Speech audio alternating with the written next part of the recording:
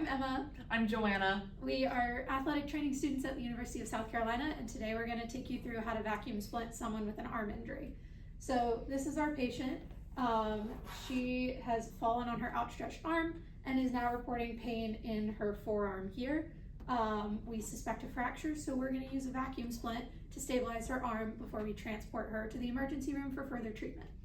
So the first thing you want to do is check a radial pulse with an arm injury, just to make sure that the injury is not disrupting blood flow distally in the arm. She has a strong radial pulse, so we're gonna start to use a vacuum splint. You wanna make sure it's laid out flat with the beads distributed so that it evenly wraps around the limb. What I'm gonna do is stabilize distally and proximally to the injury and gently lift her arm so that Joanna can slide the splint into place. We're gonna lay her arm down right here, and Joanna's gonna secure it using the Velcro straps around her arm.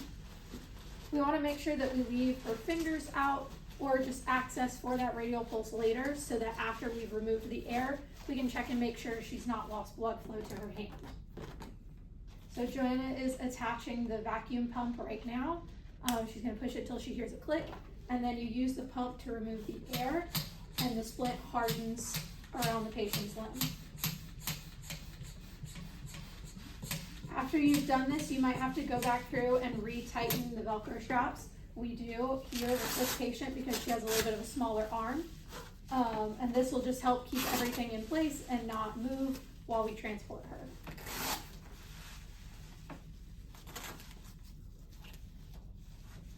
So now that the straps have been tightened, I'm gonna go back through and check for a radial pulse again.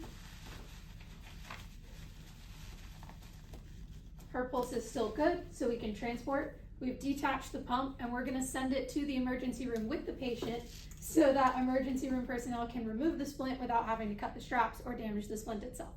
So this is how you would vacuum splint an arm.